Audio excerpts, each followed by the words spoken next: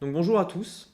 Dans cette vidéo, on va voir quelles priorités vous allez devoir appliquer, sur lesquelles vous allez devoir vous focaliser pour ne pas vous éparpiller partout. La première priorité selon moi, c'est déjà au niveau de l'idée, du commencement.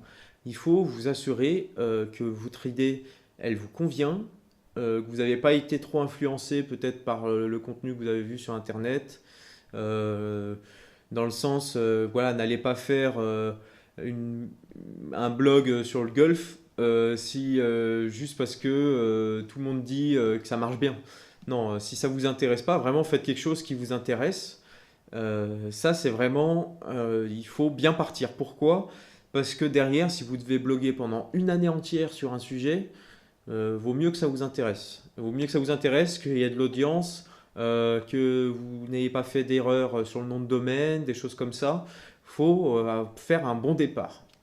Donc ensuite, le deuxième point, c'est le site internet. C'est vraiment important que vous ayez un site internet qui vous plaît, dans le sens où c'est votre outil de travail. Vous allez produire du contenu régulièrement dessus. Donc rapidement, il faut quand même que vous ayez un site présentable, que vous n'aurez pas honte de montrer aux autres. Et voilà, voilà, je dis pas non plus qu'il doit être super beau, super design, mais au moins un minimum que vous puissiez le montrer à n'importe qui et que vous en soyez d'une certaine manière fier. Ensuite, le troisième point, c'est la capture email. Bah, vous le verrez dans ce guide, tous les infopreneurs vont vous le répéter, mais hein, la capture email, c'est un peu le nerf de la guerre.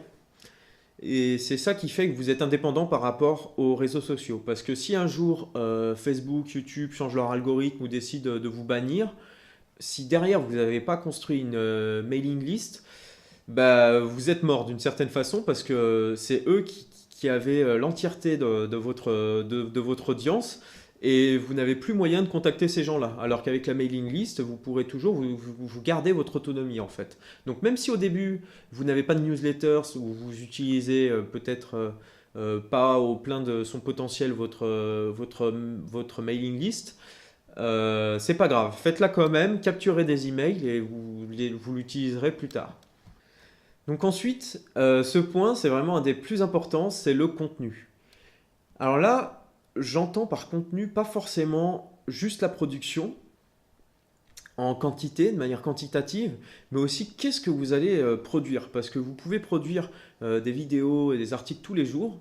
Si vous faites en fait ce qui a déjà été fait 1000 fois et qu'en plus vous n'êtes pas spécialement innovant, bah franchement ça sert pas à grand chose quoi. Il faut vraiment que vous coupliez le fait de votre productivité à aussi de l'intelligence de travail et à une réflexion, pas produire juste histoire de produire, mais vraiment vous dire comment je peux innover dans ma thématique, qu'est-ce qui n'a pas été fait, qu'est-ce que je pourrais faire mieux, qu'est-ce que je pourrais faire de différent. Voilà, il faut vraiment se poser ces questions pour produire un contenu qui apporte de la valeur aux gens. Vient ensuite la question de la communication. La communication, j'entends parler les réseaux sociaux surtout. Ça va être maîtriser le minimum du référencement. Faites pas la même erreur que moi.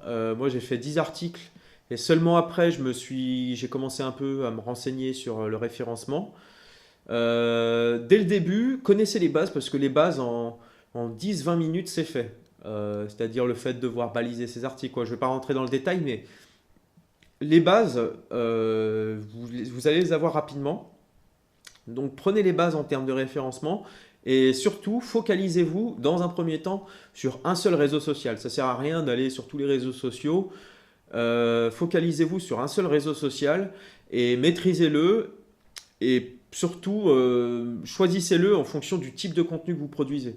Par exemple, si vous êtes un blogueur artistique, bah, un réseau social comme Pinterest, qui est très visuel, bah, c'est idéal pour vous. Bon, ça peut fonctionner aussi sur Facebook, mais voilà, essayez quand même d'être logique en fonction du contenu que vous produisez, quel réseau social vous choisissez. Donc le dernier point, c'est le produit. Le produit, pour moi, il y a deux profils. Le premier profil, ça va être quelqu'un qui se lance et qui connaît rien à la base dans sa thématique. Moi, je vais vous donner mon exemple. Il y a 4 mois, 5 mois, quand je me suis lancé dans les autodidactes, j'avais jamais créé un site internet. Et pourtant, bah voilà, j'ai fait ce guide où je rassemble les meilleures vidéos pour comment créer un site internet. Et en fait, ça m'a permis d'apprendre à le faire tout simplement. Et vous voyez, j'ai pas commencé par créer un produit alors que j'avais même pas les compétences au départ. Ça n'a pas tellement de sens. Le produit, on doit le créer quand on arrive à maturité.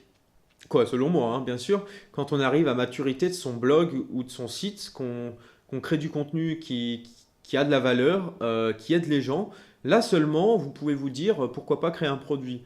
Si vous êtes débutant, voilà, je pense, perdez pas de temps à créer dès le début un produit parce que c'est quand même de l'énergie. Et je pense qu'au final, il y a très peu de chances que ce soit un bon produit si vous n'êtes même pas encore qualifié. Voilà. Le deuxième profil, c'est par contre si vous êtes déjà compétent. Quand vous commencez votre blog et que surtout la compétence, elle est en lien avec votre blog, bien sûr, avec le sujet de votre blog.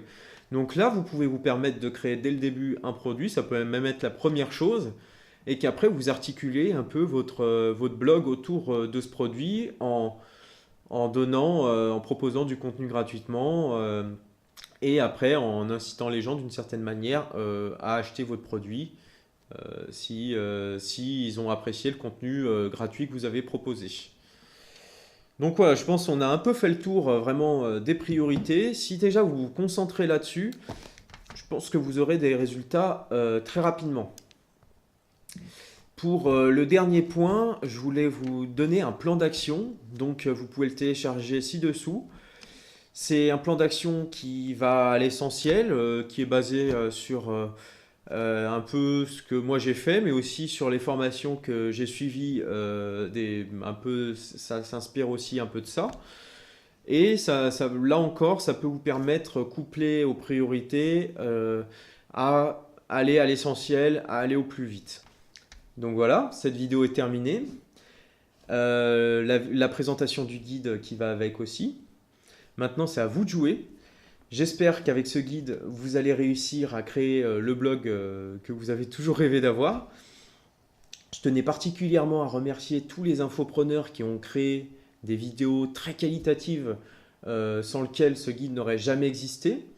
Et je vous invite d'ailleurs à les suivre sur les réseaux sociaux et même à prendre leur formation quand vous sentirez que vous aurez besoin de passer encore une nouvelle étape dans votre apprentissage.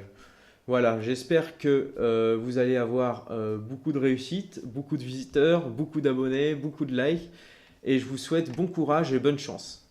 Ciao!